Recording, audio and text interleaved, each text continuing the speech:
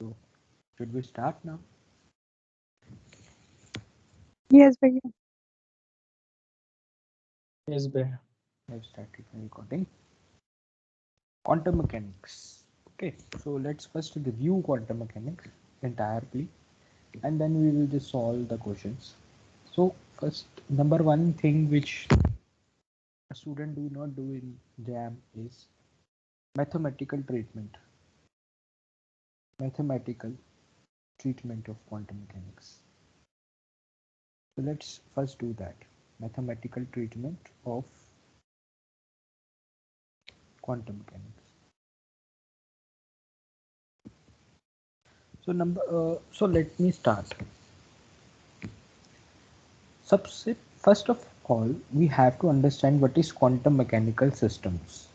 What is quantum mechanical systems? Quantum mechanical systems examples are hydrogen atom. Okay, eh, potential wells you have studied. Okay, harmonic Harmonic oscillator. oscillator. What else? Where else you use quantum mechanics? Nucleus. Okay, you use quantum mechanics to solve nucleus. Yeah. Okay, molecules, etc. So, where do you use classical mechanics? Man, boat, etc. Now, I am asking you, what is a state of a system? What is a state of a system if it is a classical system? So, let's say there is a man, okay, and you say he is running on a road. So, how you will describe its state? Can anyone tell me? It's momentum and position. Momentum and position, because that is a formal definition. Okay, formal definition. But let's say any psychologist ask you, will you tell him its state is momentum and position? Psychologist ask, if let's say No, his doctor ask what is the state of that patient, what will you say? Oxygen level. He's rest. These things, he's mentally stable or unstable. He's what is his oxygen level? Okay. Let's say any judge ask, any policeman ask, you will say he's a innocent man or he is a criminal. That is his state. So what is a state? Do you understand? State. So to define state, first of all you need is measurable quantity. Measurable quantity. Okay. If a physics student asks, you will say okay, momentum and position, or maybe you can even say that he is in solid state. Okay. So first of all you have to describe what is measurable quantity. First is measurable quantity. Then you say that depending upon this measurable quantity, whatever state I am telling you, that state is telling you will give you the information about this measurable quantity. That is a accurate definition of a state, because no state in this world can tell you each and everything about this person. There are so many infinite amount of states possible. But for any measurable quantity, let's say you are saying the direction of the motion. So if it is a road, either he can move left or he can move right. So there are only two states possible. But what does this state will tell you? This state will give you the information about the quantity, direction of the motion. So state is meaningless until unless you define measurable quantity. First of all that. Now coming to the quantum mechanics. Now, immediately we will come to the quantum mechanics. So first of all, firstly we will do hydrogen atom. Okay. So first, who gave the first theory of quantum mechanics? Oh, sorry, not quantum mechanics, hydrogen atom. Who told that what is going on in atoms? First theory. अरे Bohr का नाम सुना है? Yes, bhaiya. Yes, sir. हाँ. Yes. Okay, so Yes, Bohr. Niels First, Bohr. so first theory was by Bohr. Okay, मतलब in context there are many things. So Bohr. So what does Bohr said? Bohr said there are fixed orbits. Fixed orbits. Electron can revolve in circular orbits. Only circular orbits, he told, that only circular are possible and fixed. And so he gave the quantum number n. N can be 1, 2, 3, 4, and so on. So let's go to the time of a Bohr. So we are at the time of Bohr. So we say the hydrogen atom is in state n. And for the fancy notations, let's put this n in this bracket. Just for the fancy notation, let's say this is a state of a hydrogen atom. So if it is 1, what will you say? That your hydrogen atom is in n equals to 1 state. So it is orbiting in first orbit. Okay, this is the only information this state can give you. Okay, this state is not giving you any other information. So if your quantity is orbit, then 1, 2, 3 up to infinity etc. are called eigenstates or eigenkets of system. So each possibility of this quantity, 1, 2, 3, etc. These are the possibilities of this quantity are called the eigenkets or eigenstates of the system. Do you all understand till here? It's very important that you get an understanding of quantum physics. Yes, bhaiya. Okay. Yes, bhaiya. Yes, sir. Yes, bhaiya. I hope I have it. ठीक है. So firstly you define quantity. Now okay, let's move forward. Let's take one step ahead. Then came, I don't know who came, Schrodinger gave the elliptical orbits. Who gave the elliptical orbits? What was the name of the scientist? Sommerfeld. Sommerfeld. Then came Sommerfeld. What does Sommerfeld say? Elliptical orbits are also possible.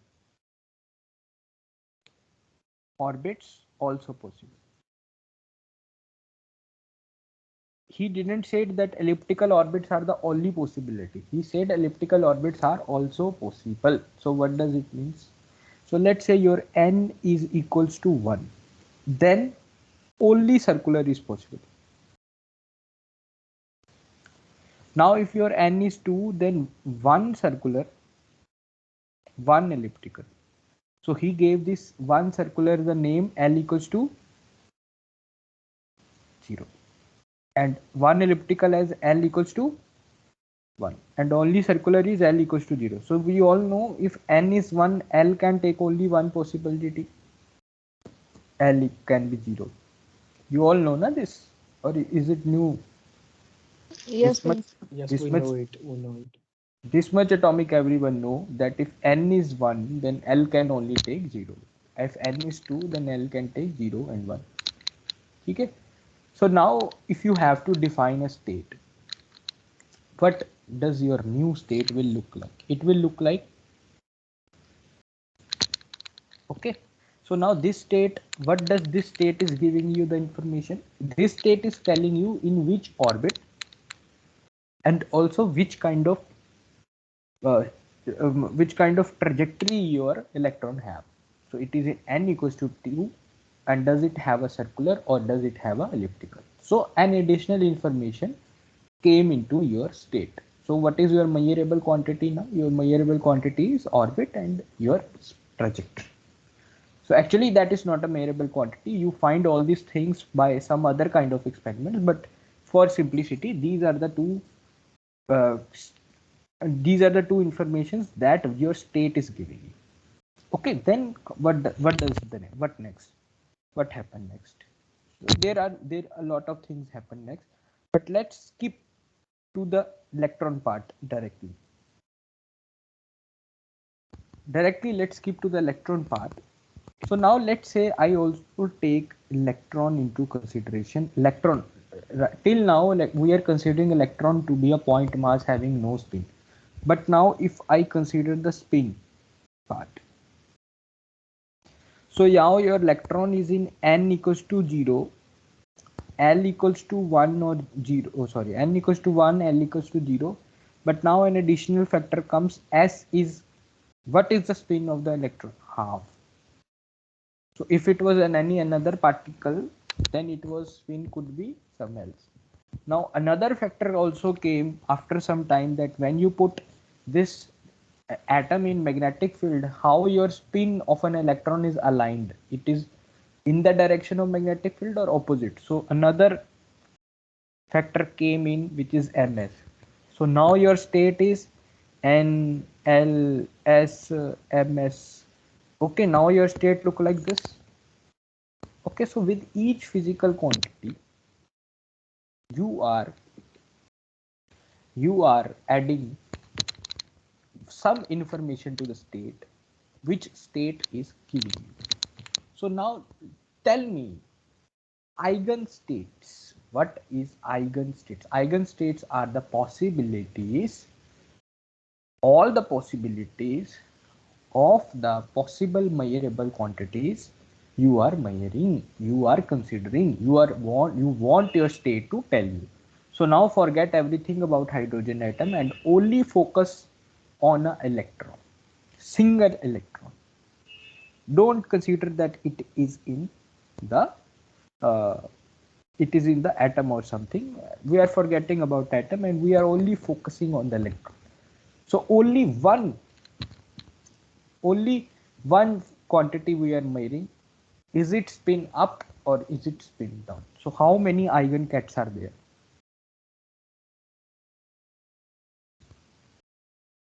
How many eigenkets are there? 2. So, 2. How many eigenkets are there? 2.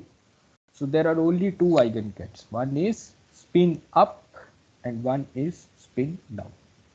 These are the only 2 possibilities of this system, single electron system. We are forgetting everything. We don't want our state to give us the information about which atom, which orbit, nothing. Only electron spin.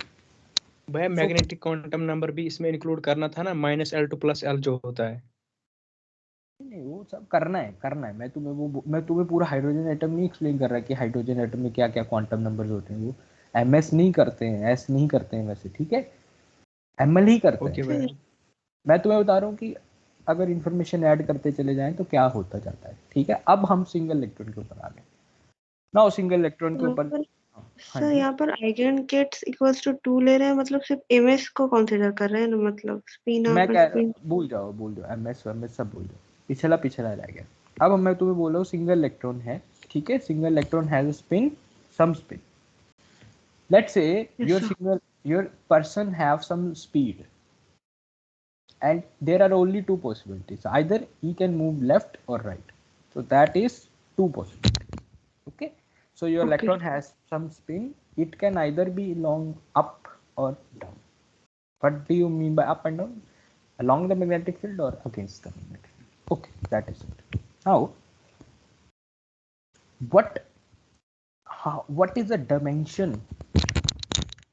Okay, let me tell you what is the dimension needed to completely specify this system.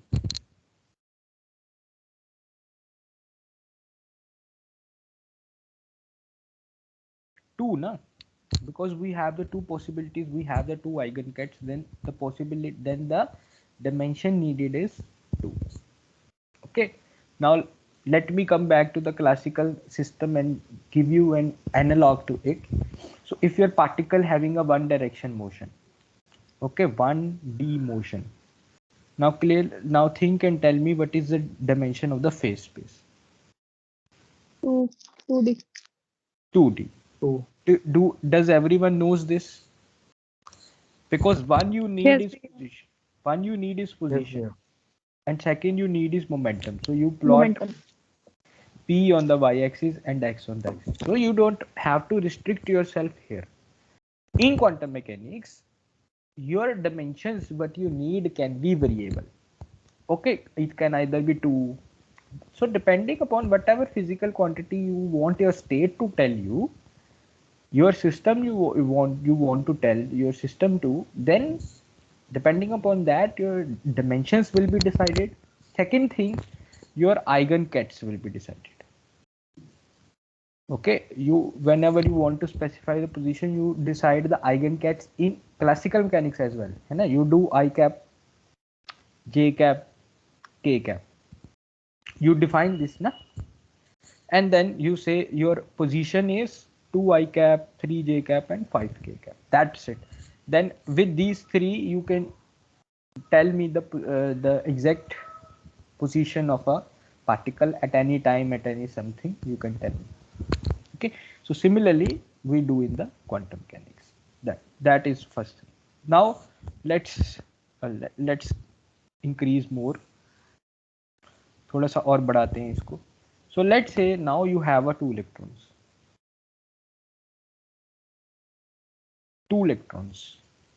So first, how many, tell me how many what is the dimension, by how many dimensions you need to completely specify the system? 4. How many of you say 4?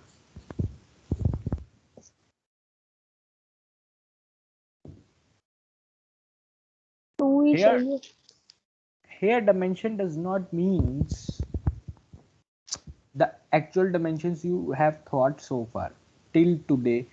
Dimensions have a different meaning, and in quantum mechanics dimensions have a different. So let me tell you. So let's say your first electron is spin up. What are the two possibilities for electron 2? Now let's say your second spin, first is down, then so how many eigenkets are there? 4. So what is the dimension needed? 4.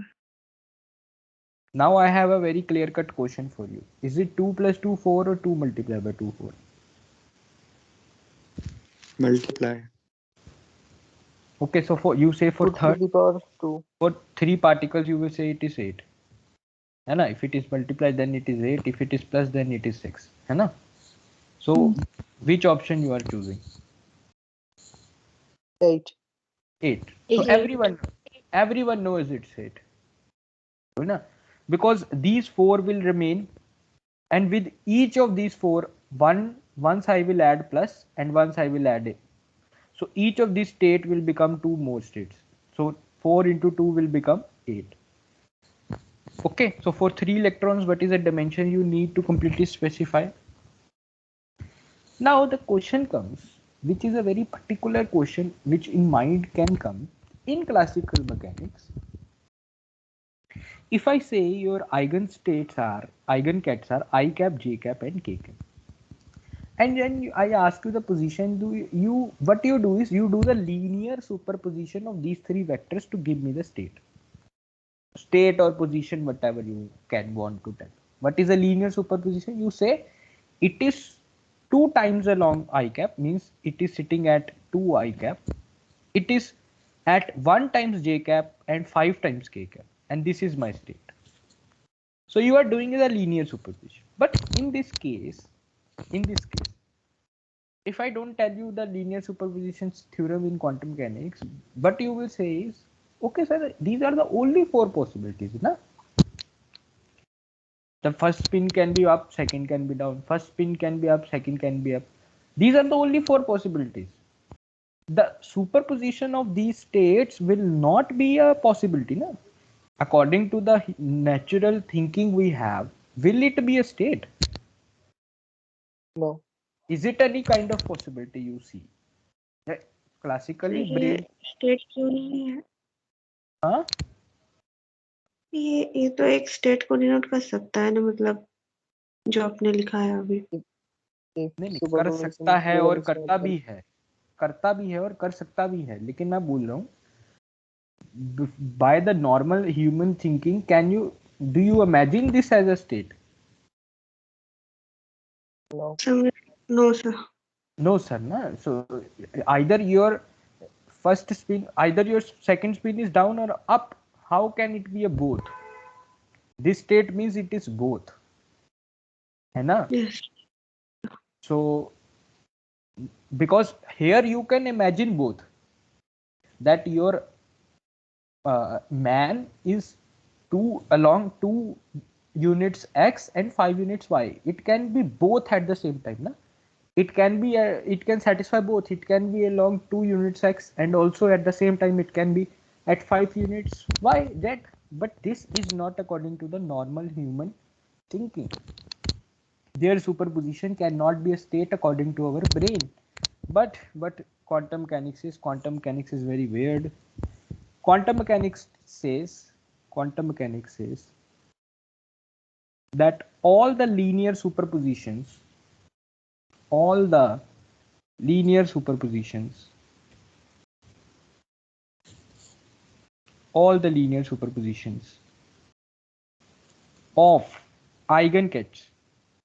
of eigenkets are also the states of the system.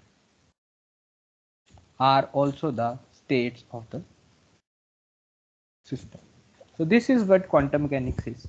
Now no one have any answer why quantum mechanical systems have such kind of behavior, but this behavior is there. So what does it actually means in a simple words is, so if your eigen, let's say for 2 spins, one electron, so if your plus up and down is the 2 possible eigenkets, then any, let me give this notation, any state, this is also a state. Here A and B can be anything.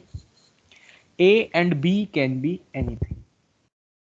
But they obey some rules. What are those rules? Those rules are that A square plus B square is equals to under root equals to 1.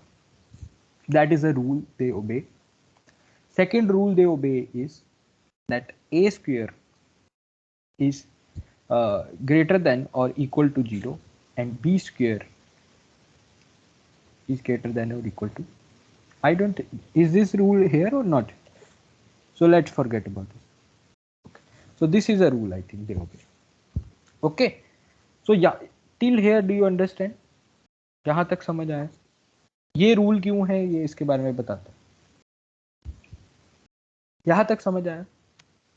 भैया वो 3 electron वाला जो था ना, हाँ जी, जो भी आप स्टेट्स बोल रहे थे, 2 इलेक्ट्रॉन होंगे तो 4 होंगे और अगर 3 होंगे तो 8 होंगे. भैया उसको थोड़ा इलाबोरेट कीजिए, उसमें थोड़ा डाउट है 3 वाले केस में. 3 वाले केस में क्या होगा? 3 वाले केस में ये चारों तो पहले रहेंगी ही ना. ठीक है, अब चारों में पहली स्टेट मान लो, पहली स्टेट ये है. अब इसमें या तो थर्ड स्पिन अप आ जाएगी या थर्ड स्पिन डाउन आ जाएगी. तो ये स्टेट एक्चुअली में 2 में स्प्लिट हो गई या मान लो 2 चांस बढ़ गए.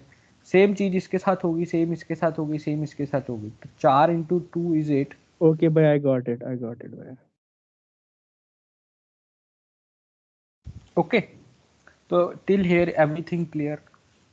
So first day it will take some time to understand quantum mechanics. Less problems will be done today, then it will be okay. So यहाँ तक सबको clear है? It is also called Dirac notations. Yes भैया. Okay, so now what does each and every term in this means, in this equation means?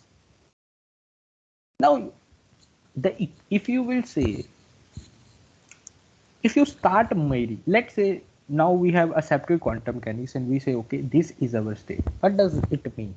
This is our state. It means if you are measuring the spin, let's say now you decide that you will measure the spin. Okay, so probability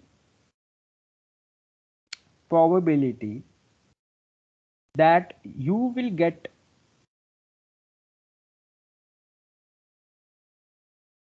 spin up is a square. A square. Okay. And probability that you will get spin down भैया is, divide by A square plus B square आएगा ना. ये क्या है? Divide by A square plus B square नहीं, आएगा ना. इसकी क्या है? A square plus B square की वैल्यू क्या है यहाँ से बता मुझे. हाँ बेटा भैया 1 है. तो फिर डिवाइड बाय 1 करूँ बता. ठीक है. So probability that you will get spin up, मान लो कि तुमने एक्सपेरिमेंट किया तो अब तुम्हें या मिलेगा स्पिन अप या स्पिन डाउन. क्वांटम मैकेनिक्स बहुत अजीब है. Quantum mechanics says your system can be in the, लिखो ये लाइन लिखो, everyone right this line, I will also right this line, this is a very important. What does quantum, how quantum mechanics behave, this must be known to everyone. So quantum mechanics says system can be in any superposition. System can be in any superposition of the eigenkets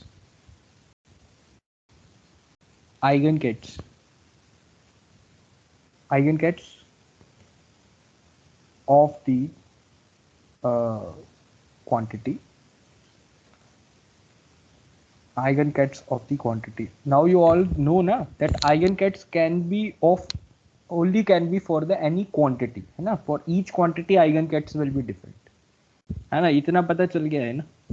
ये तो पता चल गया है अब तक कि state mean state नहीं होती, स्टेट eigenkets मीन eigenkets नहीं होते. eigenkets आप उसी के लिए डिसाइड किए जाते हैं कि जो आप क्वांटिटी डिस्कस कर रहे हो. ठीक है. So system can be in any superposition of the eigenkets of the quantity, but when you will measure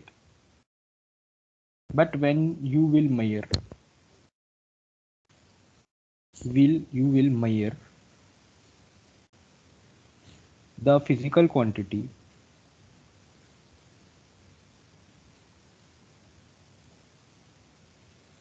you will get any one of the possible eigenstate.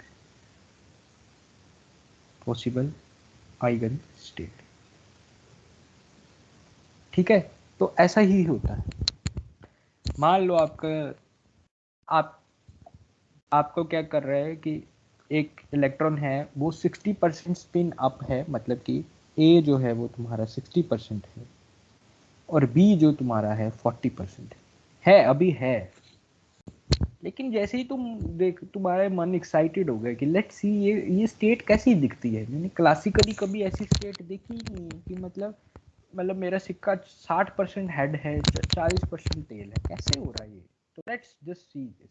तो आपने एक्सपेरिमेंट किया, आपने मेजरमेंट करके देखा कि ओहो आ तो स्पिन अप ही रहा है या फिर स्पिन डाउन आ रहा है. तो मान लो आपने 10 बार एक्सपेरिमेंट किया तो उसमें से 6 बार स्पिन अप आ जाएगा क्योंकि 60% प्रोबेबिलिटी स्पिन अप की थी और 4 बार स्पिन डाउन आ जाएगा. तो कभी भी आपको ये स्टेट देखने को नहीं मिलेगी. ये स्टेट क्वांटम मैकेनिकली सिस्टम की होती है लेकिन कभी देखने को नहीं मिलती. देखने को आपको नॉर्मल फिजिकल आइगनकैट्स ही मिलेंगे, उनके लीनियर सुपरपोजिशन आपको कभी देखने को नहीं मिलेंगे. तो यहाँ तक सबको क्लियर हो गया क्वांटम मैकेनिक्स कैसे बिहेव करती है. मतलब बार बार एक्सपेरिमेंट करके देखना पड़ेगा कि ये आइगन स्टेट्स का प्रोबेबिलिटी कितना है. नहीं वो हमें क्या करने है, बार बार क्यों करना है. बहुत से ऐसे एक्सपेरिमेंट है 2-3 बार में आपको पता चल जाएगा. ठीक है. और एक बार समझा दोगे ये. देखो क्या है बोल रहा हूं मैं कि state of the system can be a linear superposition of the possible eigenkets. मतलब मान लो तुम्हारे पास एटम है, तुम्हारे पास इलेक्ट्रॉन है. Okay, in an electron there are two possibilities, either it is spin up or spin down. Only two which you can physically think. But quantum mechanics says there is 100,000 billion infinite amount of possibilities. It can be in 60% spin up, 40% spin down. It can be 20% spin up, 80% spin down. It can be, it is in that state. It is in that state. But whenever you will measure, you will try to measure it, either you will get spin up or you will get spin down. So let's say if your system was in state 60% spin up and 40% spin down, and you do the measurement 10 times, so 6 times you will get spin up and 4 times you will get spin down. अब समझ आ गया okay हाँ भैया सबको समझ आ गया? हाँ भैया। यस भैया। यस भैया। ठीक है, तो अब एक बात करते हैं बड़ी क्लियर सी सीधी सीधी। अब मुझे बताओ कि ये स्टेट दे रखी है, मैंने तुम्हें बता दिया कि स्पिन अप आने की प्रोबेबिलिटी क्या है ए स्क्वायर, स्पिन बी आने की प्रोबेबिलिटी क्या है बी स्क्वायर। तो अब मुझे बताओ कि क्या अब तुम्हें समझ आया कि A square plus B square equals to 1 होना क्यों जरूरी है? यस भैया, टोटल प्रोबेबिलिटी, नेट प्रोबेबिलिटी। हाँ बिल्कुल सही समझ गए सब कि टोटल प्रोबेबिलिटी 1 करने के लिए ये कंडीशन होना बहुत जरूरी है। तो बस यही एक कंडीशन है कि जो स्टेट्स के ऊपर लगती है। तो चलो फिर क्वेश्चन कर लेते हैं एक दो। So let's say your system is in this state, or let me do this. तो सबसे पहले अब है ना ये 0. तो अब सबसे पहले मुझे बताओ कि क्या ये कंडीशंस को सेटिस्फाई कर रहा है जो कंडीशन लगनी चाहिए? यस भैया, 1 आ रहा है, 0.8 प्लस 0.2 इक्वल्स टू 1। सोच ले आपकी, सोच ले। स्क्वायर करना है। स्क्वायर आ रहा है। नहीं आ रहा। नहीं भैया, नहीं भैया, नहीं आ रहा है। नहीं कर रहा, नहीं आ रहा। तो जब भी क्वेश्चन दिया हो तो सबसे पहले क्या करना है? जब भी ऐसी नोटेशंस, पहले तो आपको ये नोटेशंस के साथ मैंने थोड़ा थोड़ा खिला रहा हूँ कि देख लो ये नोटेशंस ऐसी होती है। तो सबसे पहले इसको क्या करना है? सबसे पहले इसमें को क्या करना है बताओ फिर? नॉर्मलाइजेशन। नॉर्मलाइजेशन डिवाइड कर देंगे। नॉर्मलाइजेशन करना है तो कैसे करोगे? बस इसको डिवाइड कर दो 0.8 स्क्वायर प्लस 0.2 के स्क्वायर के साथ, और तुम्हारी स्टेट आ जाएगी ये। अब मुझे ये बताओ कि व्हाट इज अ प्रोबेबिलिटी, या अब मैं दूसरा क्वेश्चन दे देता हूँ, थोड़ा सा इजी कर देता हूँ, थोड़ा सा इजी कर देते हैं। मान लो कि ये तुम्हें दे रखा है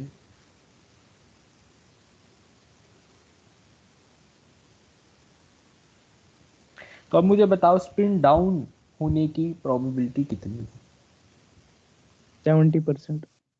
0.7 है, प्रोबेबिलिटी इज 0.7 या 70%। Okay, very good. सबको समझ आ गई ये बात? यस भैया। यस भैया, सबको समझ आ गई। चलो अब क्या करते हैं? अब डायरेक्ट नोटेशंस को थोड़ा सा और आगे ले जाते हैं, खेलना पड़ेगा डायरेक्ट नोटेशंस के साथ।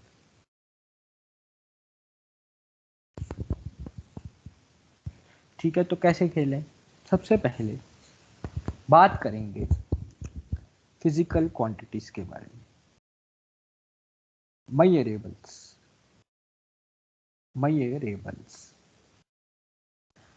फिजिकल क्वांटिटी क्या होती है? फिजिकल क्वांटिटी वो होती है जो कि एक मेजरेबल होता है। आप स्पिन को मेजर कर सकते हैं, आप पोजीशन को मेजर कर सकते हैं, आप एनर्जी को मेजर कर सकते हैं, ठीक है, आप मास को मेजर कर सकते हैं, एक्सेट्रा एक्सेट्रा। हर एक मेजरेबल एक फिजिकल क्वांटिटी, हर एक फिजिकल क्वांटिटी एक मेजरेबल होता है। क्या कोई ऐसा बंदा कुछ मुझे बता सकता है कि ये एक फिजिकल क्वांटिटी तो है लेकिन मेजर नहीं की जा सकती?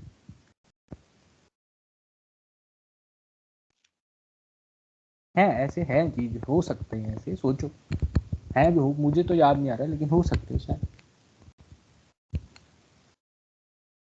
कुछ है ऐसी फिजिकल क्वांटिटी? एंगल है, एंगल को भी आप मेजर कर सकते हैं। क्या ऐसा कुछ है? मतलब 4 तरह की फिजिकल क्वांटिटीज हमने सबने पढ़ी, डायमेंशनलेस कांस्टेंट्स, ठीक है, सब की है ना, constants, dimensional constants, dimensional variables and dimensional variables. चारों तरह की क्वांटिटीज आप मेजर कर सकते हैं। बोल्ट्जमैन कांस्टेंट है। बोल्ट्जमैन कांस्टेंट मेजर किया जा सकता है, डायरेक्टली नहीं किया जा सकता, इनडायरेक्टली कर सकते हैं। यस भैया। तो मेजरेबल क्या होता है, जो कि एक फिजिकल क्वांटिटी क्या होती है, एक मेजरेबल होती है। तो मेजरेबल को इन quantum mechanics is represented by an operator. इसको क्वांटम मैकेनिक्स में वर्ड दिया जाता है ऑपरेटर। ऑपरेटर, ठीक है जी। फिर हम बात करते हैं स्टेट्स की। सबसे पहले बात करते हैं आइगन स्टेट्स की। आइगन स्टेट्स क्या हैं? आइगन स्टेट्स हैं the eigenstates of this operator A. अभी के लिए इसको छोड़ दो, मतलब छोड़ दो, 2 मिनट के लिए छोड़ दो। अभी मैं क्लियर कर देता हूं कि क्या मतलब है eigenstates of this operator A, ठीक है। और ये रिप्रेजेंट कैसे की जाती है? कैट के साथ। मान लो मैं कुछ भी ऐसे, ये कैट होता है, ए ब्रैकेट इज कैट, और इसके अंदर तुम आइगन स्टेट रख सकते हो। तो मान लो आइगन स्टेट है ए, तो ए, ठीक है। So let's come to the understanding part. In quantum mechanics, any operator is represented by a square matrix. Represented by a square matrix. तो मान लो अगर तुम्हें वही बोले कि स्पिन है, you have to find the spin along the z axis. तो उसके लिए एक मैट्रिक्स बनाई गई है। क्या कोई मैट्रिक्स बता सकता है क्या?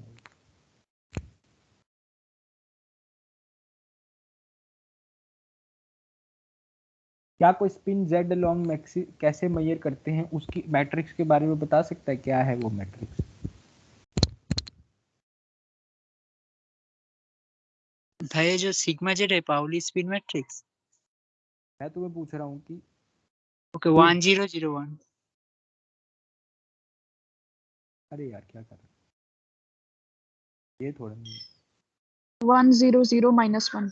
यस, ठीक है। तो हर एक ऑपरेटर, मतलब हर एक मेजरेबल को क्वांटम मैकेनिक्स कैसे डील करता है, उसके लिए एक स्क्वायर मैट्रिक्स बनाई गई है। उसके लिए एक स्क्वायर मैट्रिक्स बना दी जाती है, ठीक है। और हर एक आइगन स्टेट, अब मुझे ये बताओ कि जब तुम्हें मैं स्क्वायर मैट्रिक्स दे दूं, मेरी स्क्रीन थोड़ी रुक रही है ना, आई थिंक मैट्रिक्स कंप्लीट नहीं हुई। हाँ सर, हाँ सर। हाँ सर, यस सर। अब आ गई। थोड़ी सी रुक रही है, चलो ठीक है। तो मैट्रिक्स कंप्लीट हो गई। अब मुझे ये बताओ कि जब तुमने किया, जब तुम्हें मैंने स्क्वायर मैट्रिक्स दे दी, तो क्या उसके आइगन वैल्यूज और आइगन वेक्टर्स होते हैं? यस भैया। सबने पढ़ा है। तो उसकी इक्वेशन क्या होती है? तो अगर मैं लिखूं यहाँ पर एस जेड,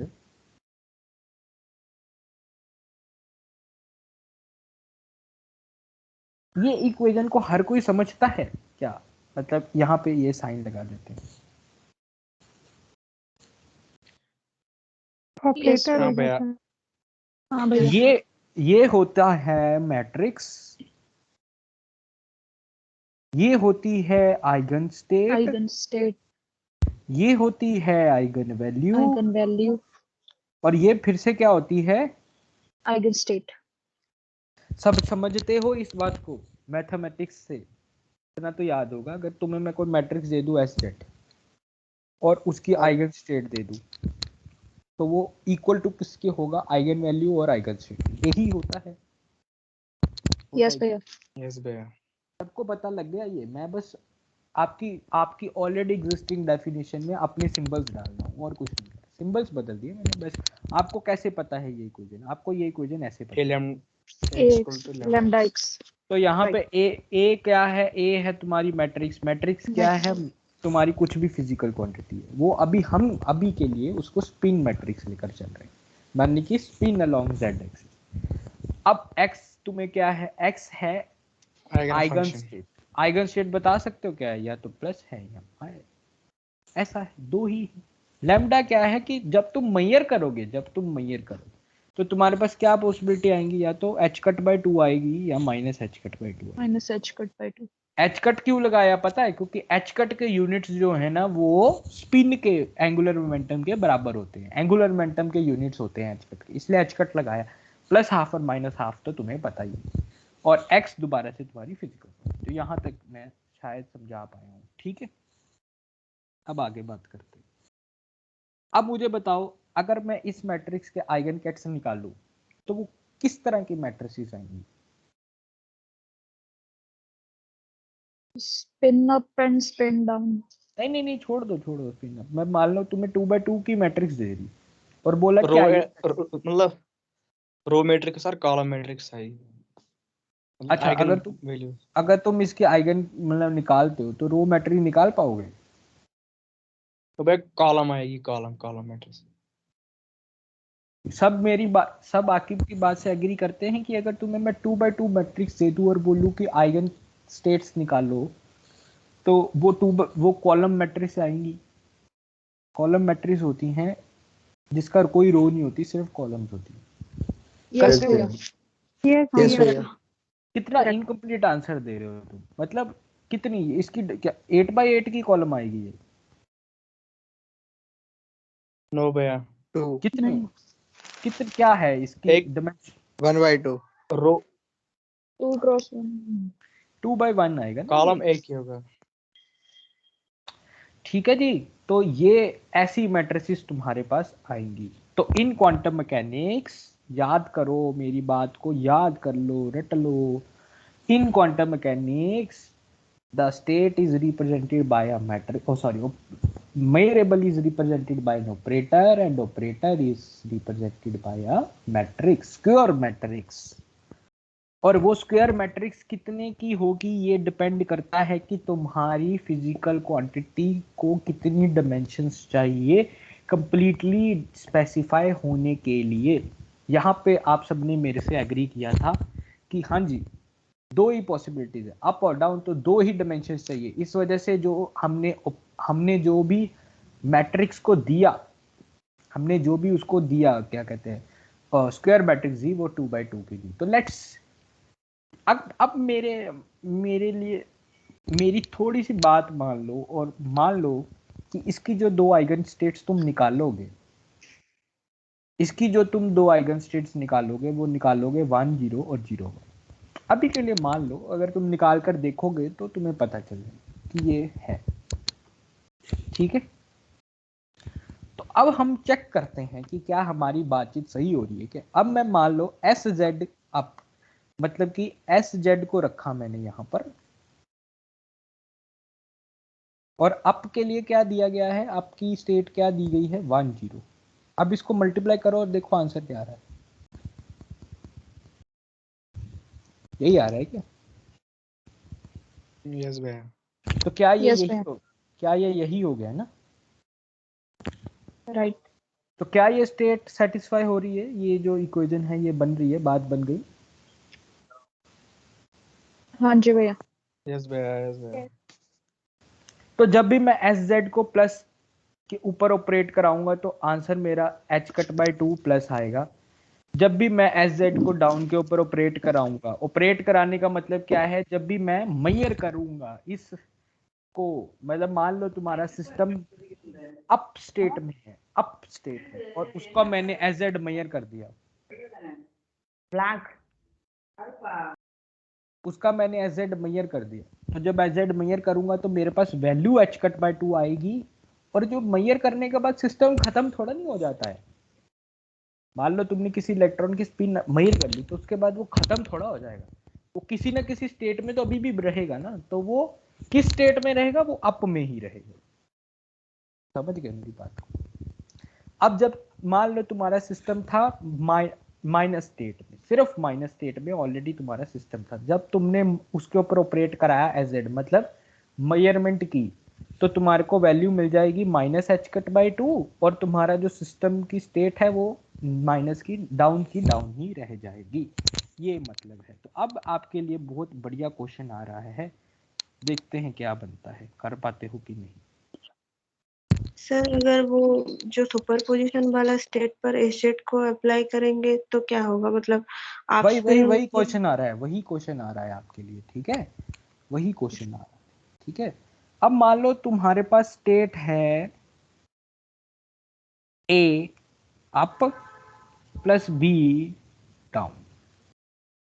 अब मैं तुम्हें बोलता हूं कि इस स्टेट के को मेजर करो, इस स्टेट को मेजर करो, मतलब ऑपरेट करो। तो कैसे सॉल्व करेंगे इसको?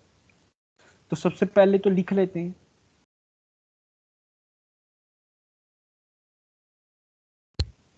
अब एस जेड को अंदर ऑपरेट करवा देते हैं, एक 1 बाय 1 दोनों के ऊपर।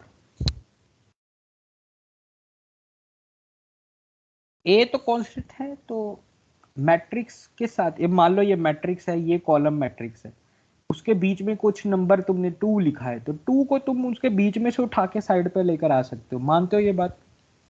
Yes friend. प्लस वह स्केलर है। तो प्लस अब ये कर दिया। अब मुझे बताओ एस जेड प्लस का आंसर क्या बताया था मैंने आपको? क्या एच आना cut by 2। H cut by 2। गलत यार, गलत। एच कट बाय 2 और अप स्टेट पे ही रहेगी। स्टेट भी तो लगानी है। अब यस फ्रेंड। एक बात याद रखो, 2 by 2 मैट्रिक्स को 2 by 1 मैट्रिक्स से मल्टीप्लाई करोगे तो 2 by 1 मैट्रिक्स आएगी, तो स्केलर नहीं आएगा आंसर, ठीक है। तो यहाँ पे ए बी है। अब मुझे बताओ यहाँ पे minus B H cut by 2 spin down आ जाएगा। तो अब बताओ मेरी नई, अब ये तो हो गया तुम्हारी आइगन वैल्यू, आइगन वैल्यू तो बाहर है।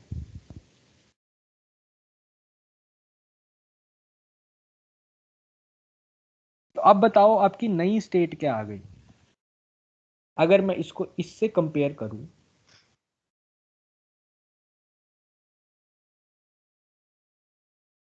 तो ये कुछ स्टेट आई है, ये क्या है?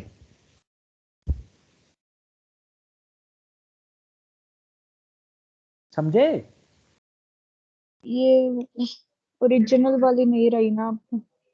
ना ओरिजिनल नहीं रही, क्योंकि आइगन कैट्स थोड़ा नहीं है। जो तुम्हारी ये वाली इक्वेशन है, ये इक्वेशन कि यहाँ पे मतलब कि फाए ही रहे, मतलब कि फाए है तो फाए ही रहे, ये कब वो सेटिस्फाई होती है? जब ये आइगन कैट होगा। मानते हो ये बात? जब ये आइगन कैट होगा तब ये जो फाए है ये यहाँ इधर फाए ही रहेगा। ये इक्वेशन को हम बोलते हैं आइगन वैल्यू इक्वेशन। लेकिन यहाँ पे जो फाए था, क्या वो आइगन कैट था? ना, वो सुपरपोजिशन ऑफ आइगन कैट था। तो जब तुम उसके ऊपर ऑपरेट करोगे तो तुम्हें वैल्यू अलग अलग मिल रही है, तुम्हारे पास स्टेट अलग हो गई। मतलब इसको अगर ना भी देखो तो ये है तुम्हारे पास, ये है तुम्हारे पास नई स्टेट, ये तुम्हारे पास नई स्टेट है। ये आंसर आएगा तुम्हारा। समझे बात को? भैया ऐसा हर बार होगा, मतलब अगर सुपरपोजिशन है तो वो स्टेट चेंज ही हो जाएगी सारी? नहीं, जरूरी नहीं है, जरूरी नहीं है, कुछ भी हो सकता है, आंसर कुछ भी रैंडम आ सकता है, एनीथिंग इट कैन। जैसे भाई इसको अगर हाइड्रोजन मेरे एटम पास, की भैया सपोज करो आगे मतलब मेरे पास अगर नेगेटिव साइन आता, नेगेटिव एच कट बाय 2 आता, तो मतलब वो थोड़ी इंटरफियर करेगा वहां पे आइगन स्टेट में मेरी? वो तो आइगन वैल्यू रह जाएगी ना मेरे पास।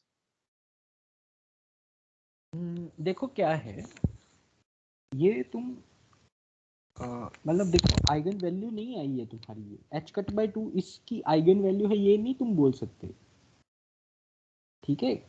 ये आइगन वैल्यू नहीं है, ये आइगन वैल्यू इक्वेशन के साथ इसका मत कोई रिलेशन नहीं है। इसका सिंपल सा मतलब ये है इस इक्वेशन का कि अभी भी अगर तुम इस इक्वेशन को मेजर करोगे ना, अभी भी, तो तुम्हें अप स्पिन मिलेगी एच ए स्क्वायर टाइम्स ए, मतलब विद प्रोबेबिलिटी ए स्क्वायर, और डाउन मिलेगी विद प्रोबेबिलिटी बी स्क्वायर। यही मतलब है बस इसका, और इसका कोई मतलब नहीं है। ओके ठीक है, समझे? भाई इसको हाइड्रोजन एटम की एग्जांपल लेके भैया समझाइए। हाँ वही आ रहा, वही करने लगा था। पहले मुझे बताओ यहाँ तक समझ लगा है? थोड़ा सा नई चीजें हैं, एकदम एकदम ही नहीं है। भैया ये वाला समझ में नहीं आया, ये जो अभी आपने। अरे यार ये सब, इसकी डीप अंडरस्टैंडिंग को छोड़ दो, और मैं तुम्हें बोल रहा हूँ कि ये मैथमेटिक्स समझ आ गई इसकी। कैसे? यस भैया। हाँ भैया। अगर अबे तुम्हें ऑप्शन, मैथमेटिक्स आ गई। अगर ऑप्शन में तुम्हें मैं बोलूँ कि इनमें से चारों में से क्या ऑप्शन है और तो तुम एज जेड इसके ऊपर अप्लाई करो तो कर दोगे ना अप्लाई? यहाँ यस पे भैया। यहाँ पे जो फाइव हाँ है भैया वो कर लेंगे। बस वही, अभी वही याद रखो, ठीक है? चलो, अब ये बात कर रहे थे हम 2 डायमेंशन के लिए। अब हम अलग अलग स्टेट्स की बात करते हैं जो कि 2 डायमेंशंस नहीं है, 2 डायमेंशन नहीं है। अगर मैं बात करूं n क्वांटम नंबर की, तो क्या कोई मुझे बता सकता है कि n क्वांटम नंबर की कितनी आइगन स्टेट्स पॉसिबल है, eigen cats? Infinity. Infinity. 2 power n। अरे यार इंफिनिटी क्या बात है, n की कितनी वैल्यूज हो सकती है? हाँ भैया इन्फिनिटी हो सकती है। ठीक है, इंफिनिटी। इसको बोलते हैं countable infinity. Why? Because the values are taking place 1 2 3 4 5 6, so it is called countable infinity. So dimensions will be infinite, dimensions will be infinite, and eigencats also will be infinite. Now if I tell you a completely different thing, if I say your physical quantity is x and x can take any value from C 0 minus infinity to infinity. infinity. So now tell me what is the dimensions? Still infinity, but it is 1D. Uncountable. Uncountable या जो भी शब्द होता है वो uncountable is right English? Yes भैया। Uncountable infinity. ठीक है जी, तो अब मैं समझता हूं कि ये टाइम आ गया है 1 या 2 क्वेश्चंस के ऊपर जाने का, 1 या 2 क्वेश्चंस के ऊपर जाने का। यहां पे पूछा गया है the smallest dimension of the Hilbert space. अब आपके मन में आया कि हिल्बर्ट स्पेस क्या? देखो क्या है, क्वांटम मैकेनिक्स में जिस स्पेस में सारे काम होते हैं उसको हम बोलते हैं हिल्बर्ट स्पेस। क्या कोई मुझे बता सकता है कि क्लासिकल मैकेनिक्स में जिस स्पेस में सारे काम होते हैं उस स्पेस को क्या बोलते हैं? Cartesian coordinate. Face face face space बोलते हैं। और भी होता है, इसका मतलब बड़े लेवल पे इसको क्या बोलते हैं, मतलब जो मोर जनरली इसको क्या बोला जाता है? एक मैथमेटिशियन के नाम पे है। नॉर्मल कोऑर्डिनेट्स जो होते हैं वही होते हैं। और अरे यार यूक्लिडियन स्पेस नाम नहीं सुना क्या? Oh yes. या ठीक है, यूक्लिडियन स्पेस बोलते हैं उसको। ठीक है, तो हिल्बर्ट स्पेस की क्या प्रॉपर्टीज हैं मैं पहले करवाने वाला था, लेकिन मुझे लगता है इंपॉर्टेंट नहीं है अभी के लिए, टाइम कम है।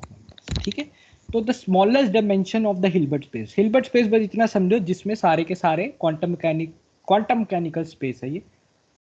इसकी क्या डायमेंशन होनी चाहिए? If you want to find the operators, if you want to find the operator x and p जो कि इस रिलेशन को फॉलो करते हैं। इस रिलेशन का कोई लेना देना नहीं है यहाँ पे इस क्वेश्चन के लिए। अब मुझे बताओ तुम्हें क्या स्पेसिफाई करना है, x करना है और p करना है।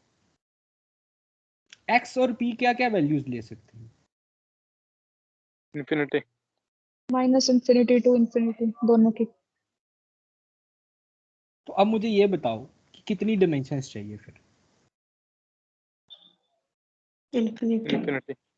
इंफिनिटी। समझ गए आंसर? आंसर समझ गए क्या? कैसे Yes, माइनस? ठीक है जी, हाँ चलो आगे बढ़े। स्पेस मतलब सिस्टम ना? हाँ जी, स्पेस मतलब सिस्टम ना, मतलब किसी भी स्पेस का मतलब क्या होता है, वो सिस्टम। ना ना, स्पेस का मतलब होता है कि क्या स्पेस चाहिए, मतलब तुम्हारी स्पेस की कितनी डायमेंशन है। हम जिसमें रह रहे हैं उसमें 3 है, मतलब Yes, कितने independent coordinates required to completely specify the system. Infinite चाहिए। ठीक है जी, yes sir। तो सेकंड क्वेश्चन भी अच्छा है लेकिन वो भी हमारे से कनेक्टेड है, लेकिन उससे पहले मैं 4th पे आना चाहता हूँ। अब मुझे बताओ, सपोज द, अब उसने तुम्हें बोला spin degree of freedom of the 2 particles. कितने पार्टिकल हैं? 2। एक नहीं है, 2 है। ठीक है, non zero rest mass and non zero spin, तो मतलब कि स्पिन जीरो नहीं है और उनका मास भी जीरो नहीं है। अब वो बोला is completely specified, completely is describe completely by Hilbert space. Hilbert space again came the word of dimensions 21। कितने dimension? 21। Which of the following could be the spin of the particles? Very good question, very simple question also. तो अब मुझे ये बात बताओ, 21 है तो मान लो एक पार्टिकल की स्पिन है s1 और दूसरे पार्टिकल की स्पिन है s2। वो पूछ रहा है कि इनमें से कौन सी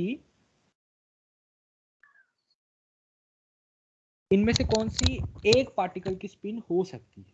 अब मुझे बताओ टोटल डायमेंशंस है 21। इट मींस एक को स्पेसिफाई करने के लिए डायमेंशन चाहिए 7 और दूसरी के लिए चाहिए 3, तभी 7 × 3 विल बिकम 21। यस भैया। यस भैया। इतना तो सब जानते हैं ना कि मतलब कि जब हम पिछला क्वेश्चन कर रहे थे, जब हम स्पिन हाफ पार्टिकल्स की बात कर रहे थे, यहाँ पे स्पिन दी, वहां पे स्पिन हाफ की बात, तो एक पार्टिकल के लिए 2 था, 2 के लिए क्या था 2 × 2, 3 के लिए क्या था 2 × 2 × 2, यहाँ पे 2 पार्टिकल्स हैं। तो अब मतलब कि एक को स्पेसिफाई करने के लिए 7 डायमेंशन चाहिए, एक को 3 चाहिए। तो अब मुझे बताओ कि 3 डायमेंशंस को मतलब कि स्पिन क्या होनी चाहिए कि उसको स्पेसिफाई करने के लिए 3 डायमेंशंस चाहिए। क्या स्पिन होनी चाहिए ऐसी? फॉर्मूला क्या है? सिंपल, मतलब कि अगर स्पिन हाफ थी, आंसर बी। तो 2 पॉसिबिलिटीज बनती थी। वेट, तो जब अगर हमें 3 चाहिए तो स्पिन क्या चाहिए फिर? 1। वन। तो इसकी 3 पॉसिबिलिटीज वैसे हैं क्या? -1, 0 और 1। 1। यही है ना। तो मतलब कि one of the spin could be 1। समझ गए बात को? यस भैया। क्या 2 हो सकता था? 2 हो सकता था क्या? 2 के लिए कितनी चाहिए बताओ? डायमेंशंस कितनी के चाहिए? लिए फिर 5 चाहिए। 3/2 के लिए कितनी चाहिए? 4 4। 1 के लिए 3 कर दिया, इसके लिए चाहिए 2। तो इनमें से कौन सा आंसर मैच कर रहा है? सिर्फ सी।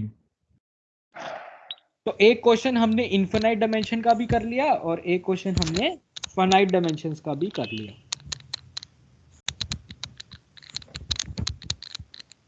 चलो, तो इसका भी आंसर हमने निकाल दिया, इसका आंसर है सी। ठीक है, अब मुझे देखने दो कि क्या कोई और क्वेश्चन ऐसा बनता है।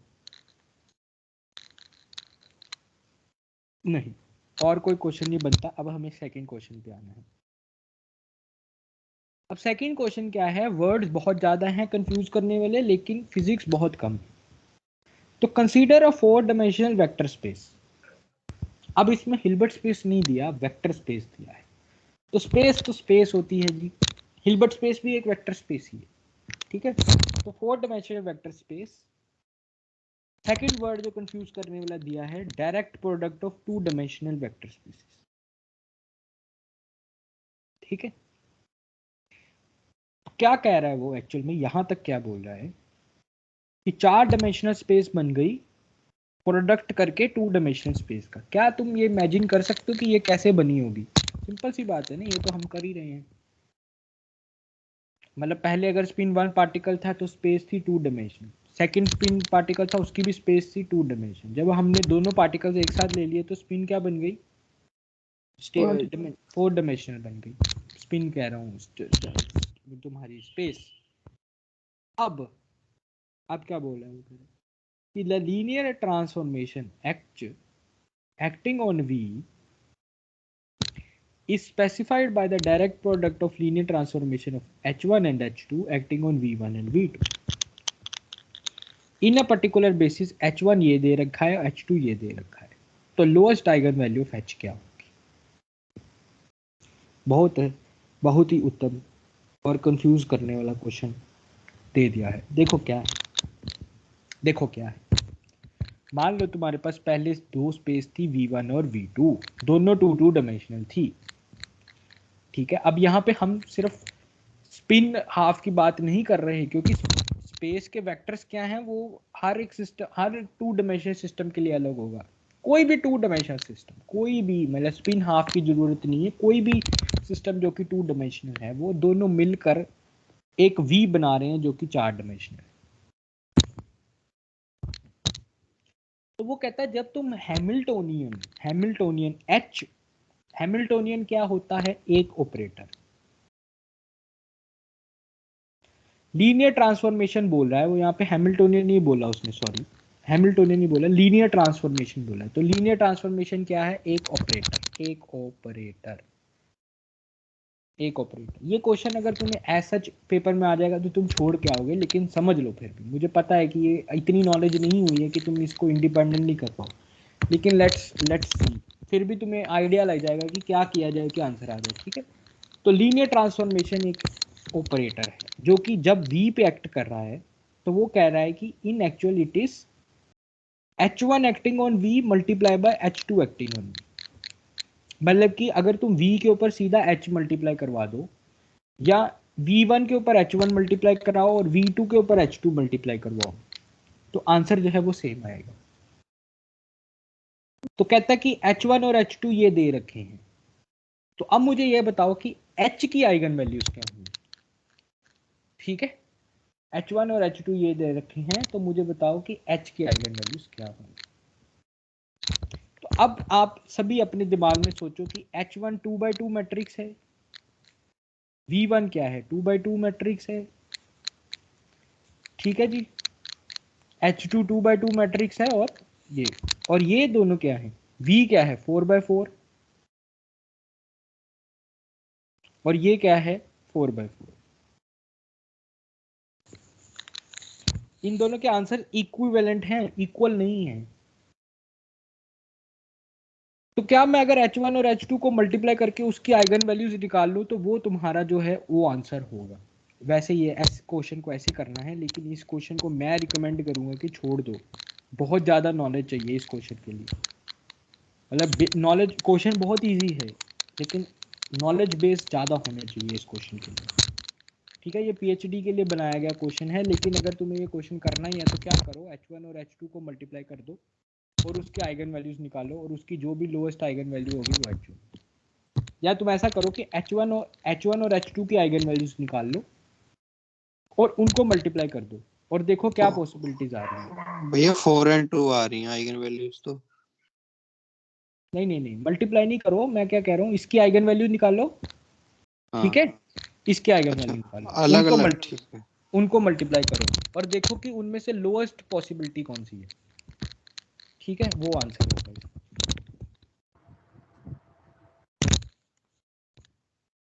चलो अभी हम जो है वो क्वेश्चंस के ऊपर आते हैं, जो कि क्वेश्चन एक बार तुम्हें इंफॉर्मेशन मिल जाए तो 100% तुम पेपर में कर ही आओगे, कोई इसमें रिस्क नहीं है कि नहीं होगा, ठीक है जी। जस्ट अ सेकंड, मुझे पानी पीने दो।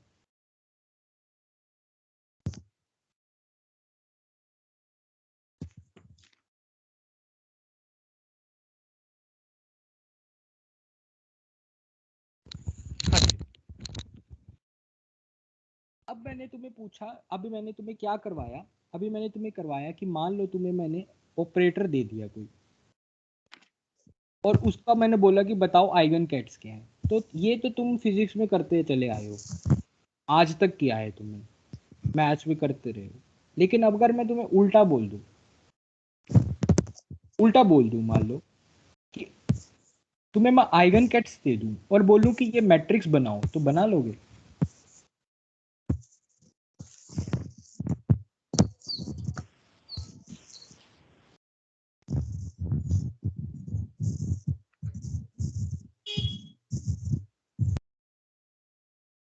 चलो बनाते हैं, let's make this matrix.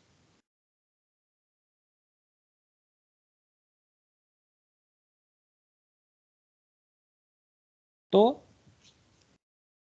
Late, ये बहुत इंपॉर्टेंट टॉपिक है, late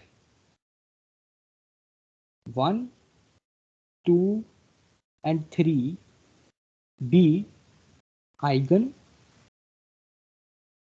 states of operator A. Then the operator A can be written as 1 1 1 2 1 3 2 1 2 2 2 3 3 1 3 2 and 3 3. ठीक है जी. So let's take this for now. Let's do this for 2 dimension. Spin 1 particle, spin half particle. Now its first state is spin up, which is 1 0. मैंने आपको बताया ना 1 0 है ये. ठीक है जी. ये आपको गिवन है, मैं दे रहा हूं. अगर नहीं भी बताया तो अभी ले लो, क्वेश्चन में दिया होगा. ये है जी. ठीक है जी. और लोअर स्पिन है 0 1. ये दो चीजें तुम्हें दे दी गई. अब तुम्हें बोला गया है कि मैट्रिक्स बताओ. अब मुझे ये बोला गया है कि find the operator, eigen states are given. ठीक है. If this is 1 then this will be the bra. If this is cat then this is called bra. Okay, this is called bra, and this is just a transpose of this. इसका transpose करोगे तो यही आएगा ना, आएगा यही आएगा. सबको पता ही ये बात. यस भैया. तो ये ट्रांसपोज करके ये आता है. तो अब मुझे ये बात बताओ कि फर्स्ट एलिमेंट निकालना है तो क्या करेंगे. 1 1. तो 1 क्या है 1 0. ये क्या है 1 0. तो इसका आंसर क्या आ जाएगा 1 आएगा. अरे ये है कैट. यस भैया. और ये इसका ट्रांसपोज. स्केलर अब प्रोडक्ट कर रहे हैं. सेकंड एलिमेंट निकालना है. इस यहाँ पे लिख लेते हैं, यहाँ पे लिख लेते हैं. 1 इज अप, 1 इज अप. मतलब फर्स्ट आइगन कैट क्या है स्पिन अप. वो उसकी मैट्रिक्स तुम्हें क्या दी गई है 0 1. सेकंड क्या है स्पिन डाउन, और उसकी क्या दी गई है 0 1. अब हमने पहला एलिमेंट कैसे निकालना है. यहाँ पे देखो 1 1 1 1 1 1. जब तुमने किया तो आंसर तुम्हारा क्या आ गया 1. अब मुझे ये करके दिखाओ, यानी कि पहली को 1 0 रखना है और दूसरी वाली का करना है ट्रांसपोज. तो इसका आंसर क्या है 0 आएगा. 0 0 और 0 आएगा. क्या 2 2 1 का आंसर क्या आएगा. इसका भी 0 ही आएगा. 0 और 2 2 का क्या आएगा 1. इसका 1 आएगा. तो अगर तुम्हें मैट्रिक्स बनाने के लिए बोली गई है तो तुमने बना दी, तुमने मैट्रिक्स बना दी. भैया ये मतलब मैट्रिक्स क्या नहीं, बनी नहीं. 1 0 1. हाँ जी बताओ. हाँ बता. भैया ये तो 2 क्रॉस 1 मतलब जो ऊपर है हमने मल्टीप्लाई किया अभी ट्रांसपोज के साथ. तो वो तो 2 by 2 नहीं बनेगा. स्केलर कैसे बन जाएगा ये. देख ये तुमने यहाँ पे रखा 2 by 1 मैट्रिक्स, और वो 1 by 2 है. हाँ और दूसरा वाला 1 क्रॉस 2 क्रॉस 2. ये तो आउटर प्रोडक्ट है ना, इनर प्रोडक्ट करना था. अरे यार क्या कर रहा हूँ मैं, सारा ही गलत हो गया. वह मैं बोल रहा था आपको पहले, लेकिन मैंने बोला ये मत कुछ नया है. लेकिन हम स्केलर प्रोडक्ट लेते थे ना ऑलरेडी.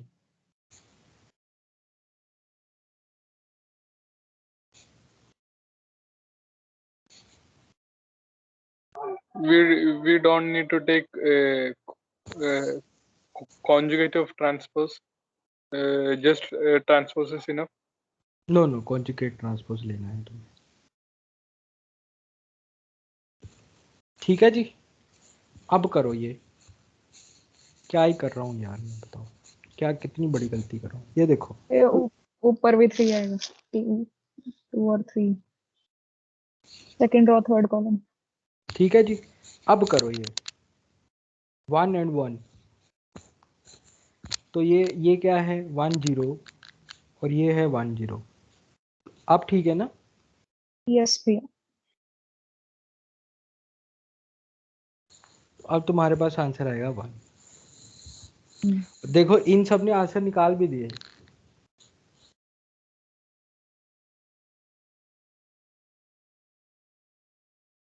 ठीक है जी, बाकी ये करोगे तो आंसर आएगा।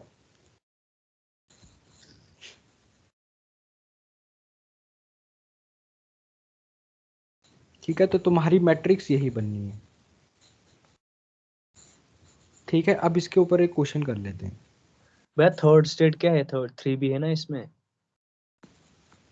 3 नहीं है वो, मतलब मैं तुम्हें 3 के लिए एग्जांपल दी है, लेकिन मैंने अभी क्वेश्चन तुम्हें 2 के लिए ही करवाया है। ठीक है, क्वेश्चन 2 के लिए कराया। अगर 3 दे तो ऐसा काम 3 के लिए कर दो, 4 दें तो 4 के लिए कर दो। ये क्वेश्चन पढ़ो अब जल्दी से। Hamiltonian H is given like this. ऐसा हैमिल्टोनियन दिया है तुम्हें, where 0 and 1 are the orthonormal states, the eigen value of H are. तो एक तरह से तुम्हें एच ही बनाना है ना, एच बनाना है ना तुम्हें। यस भाई। लेकिन यहाँ पे क्या क्या मतलब पहले तो इस बात को समझो कि अगर मान लो 0 और 0 है तो ये तुम्हें 2x2 मैट्रिक्स देगा। तो पहला एलिमेंट तुम्हें क्या दे रहा है? 2x2 matrix. दूसरा एलिमेंट भी तुम्हें क्या दे रहा है? 2x2 matrix. तीसरा एलिमेंट भी तुम्हें क्या दे रहा है? 2x2। तीसरा चौथा भी दे रहा है 2x2। अब ये चारों मिलके भी तुम्हें ऐड करोगे तो क्या बन देंगे? 2x2 matrix. तो तुम्हारा एच है 2x2 मैट्रिक्स। यस। और अब तुम्हें पूछा गया है कि what is an eigen value. Eigen value पूछी गई है कि इस फाइनल वाले की आइगन वैल्यू क्या होगी। ठीक है, तो ये क्वेश्चन आपको आज सोचना है। ठीक है, इसमें 0 0 स्टेट नहीं दी गई है। ठीक है, 0 और 1 क्या है वो नहीं दिए गए हैं, मतलब वो कुछ भी मैट्रिसेस हो सकती है। मतलब जो आइगन वैल्यू आएगा उसको सब लेकर एक मैट्रिक्स बनाना पड़ेगा ना? नहीं नहीं, पहले मैट्रिक्स बनाना है और फिर आइगन वैल्यू निकलता है। तो ऐसा तो तुम्हें नहीं निकालना है, ऐसा नहीं निकालना है, तुम्हें बस थिंकिंग करनी है कि ओके सिर्फ थिंकिंग करनी है तुम्हें। ठीक है, मतलब इसका आंसर बहुत सिंपल है, लेकिन थिंकिंग करना, और कल इसका आंसर करेंगे हम। ठीक है, कल हम क्वेश्चन ही क्वेश्चन करेंगे। अब पता क्या है, जो बेसिक अंडरस्टैंडिंग देनी थी ना वो खत्म हो गई क्वांटम की। अब मैं तुम्हें 3 दिन में फॉर्मूले पे फॉर्मूला दूंगा और आंसर क्वेश्चन पे क्वेश्चन होगी। ठीक है, हाँ बताओ मौसम। भैया ये हैमिल्टोनियन है तो ये हार्मिसन मैट्रिक्स है, तो इसका आइगन वैल्यू इमेजिनरी नहीं हो सकता, तो उससे ही तो दोनों बात दे सकते हैं हम। तो उससे 1 एंड तो ए एंड तो सी आएगा ना। ये होगा या ये होगा? हाँ, 1 आंसर है। हाँ, आंसर क्या है तो इसका? क्या होगा फिर बताओ ना, क्या होगा? मतलब अगर मान ले कि ये इमेजिनरी नहीं है, हैमिल्टोनियन है तुम बोल रहे हो, तो मतलब तुम बोल रहे हो कि ये unitary Harmison matrix. Hamilton matrix और यूनिटरी भी होना चाहिए, तो हाँ उस तो केस ये में आंसर है। ये आंसर हो जाएगा। ठीक है, आंसर ए हो सकता है। लेकिन क्या है ना, वो शायद मे भी क्वांटम मैकेनिक्स नहीं फॉलो कर रहे, वो तुम्हें वैसे ही तुम्हारे क्वेश्चन ही चेक कर रहे हैं, समझ रहे हो? ऐसा भी तो हो सकता है ना कि वो क्वांटम मैकेनिक्स के रूल्स को obey करे बिना इस ये मैट्रिक्स दे दी, जो कि एक्चुअल में रियलिटी में हो भी नहीं सकती।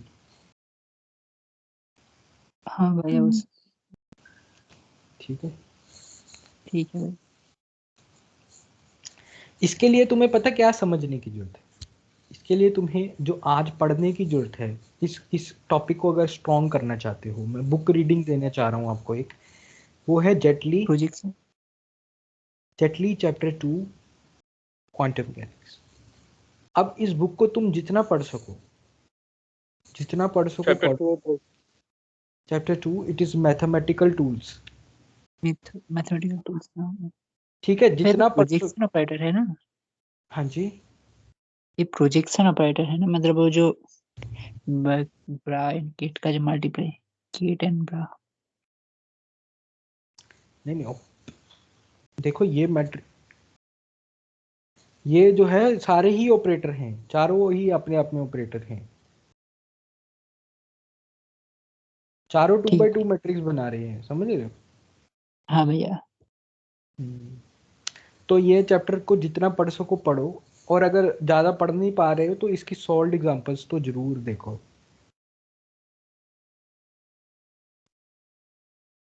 ठीक है, तो ये तुम्हारे लिए अच्छा रहेगा। क्वांटम मैकेनिक्स इतनी कि वास्ट है कि मैं तुम्हें आकर 10 फॉर्मूला नहीं दे सकता स्टैटिस्टिकल मैकेनिक्स के जैसे कि ये 10 फॉर्मूला कर लो और तुम्हारे सारे क्वेश्चन हो जाएंगे।